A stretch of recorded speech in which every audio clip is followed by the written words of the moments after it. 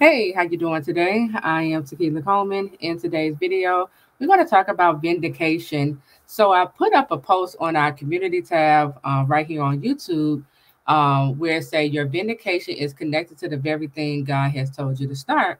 And so I need you to understand that vindication, it may not come the way how you want it to come, right?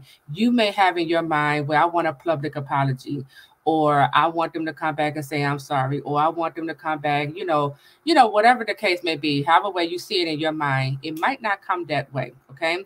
But I'm speaking from experience here. When God vindicate you, one of the ways how God vindicates his children is, um, using the very thing that God has told us to start and build for his kingdom. Okay. So if God has told you to write a book, go ahead and write that book.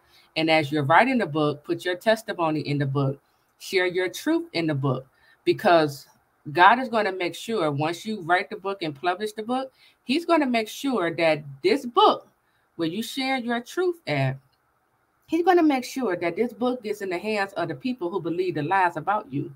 And as they are reading your book and as they are coming to learn the truth, now they are being convicted because they believe lies about you. Okay, that was spoken from the enemy. But it's also bringing you vindication. Now, when we talk about vindication, you may not you may not always know that God has vindicated you. There's a such thing called silent vindication. Silent vindication is whenever God corrects a person concerning you, whenever the lies that was said and spread concerning you, whenever God brings truth to it. And it's a silent vindication because the person who may have, believed these lies about you, and once God brings the truth to the light, they feel convicted, right? They avoid you, you know. They never apologize. They never, like come back and say, I'm sorry for believing these lies, but they avoid you because God has already cleared your name. So that's vindication. So some of this vindication is going to be silent. You're not going to know anything about it unless God makes you aware of it. But also know when God vindicates you, he's going to do it through the very thing he told you to start and build for his kingdom. Okay. So, and let me read some of these definitions for vindication.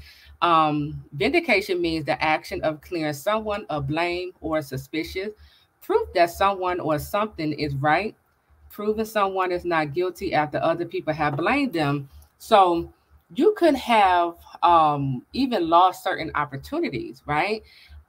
Because of the enemy. The enemy just in operation through your life. But let me tell you something. The enemy cannot stop the opportunities that God has for you. Okay. I remember in 2021, I had an opportunity presented to me over in the UK, and I let the enemy know about it. And I didn't know that person was the enemy at the time. Let me just say that. But I revealed that to the enemy, and only for the enemy to go and sabotage that opportunity. But just like how I said, what God has for you is for you.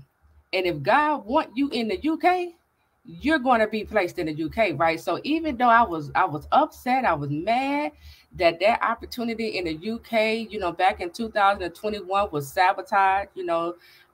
They slandered my name and just brought some lies, to the individual. Let me tell you how good God is, because once I wrote the book God Ordained Marriage and I put my truth in the book, right? Once I shared my story and I published the book, right? God put my book God Ordained Marriage. He put it in the UK. It's in Europe. It's over in France. It's in South Africa. It's in Norway. He put my book everywhere. Okay. So when I tell you, don't worry about what the enemy is doing. If the enemy think that they sabotages you, God will make it up for you. He will make it up to you. Okay. So just like how the enemy tried to sabotage that UK opportunity in 2021, God made it up for me. He made it up to me, okay? When I released the book, and he made sure my book was not only in the UK, but he said, I'm gonna put it over here in South Africa, I'm gonna put it over here in Switzerland, I'm gonna put it over here. He put the book everywhere. So the enemy cannot stop God's plan for your life. Okay. So if God is telling you to start the business, start that business, because it's in you starting the business where God is going to vindicate your name. The people who said you are lazy, okay, as you are starting the business and as you are working your business every single day and you are consistent, now you are proving the enemy wrong. Now the enemy is watching how you are not lazy, but you are very productive. You are motivated. Okay. The enemy get to see it with their own eyes. Let me tell you something. God will prepare a table in the presence of your enemies. God will have your enemies watch you, watch God make your name great. So you don't have to worry about proving yourself to anyone. You don't have to try to clear your name. All you got to focus on, all God wants you to focus on is whatever God has told you to do it. That's where your focus goes. Don't try to clear your name. Don't try to get them back. Focus on what God is telling you to do. Start that business. Launch your ministry. Write the book. However way God is telling you to operate, that's where your focus goes, okay?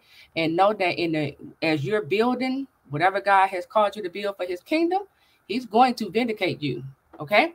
So that is it. I am Tequila Coleman. I'll talk to you all real soon. Take care.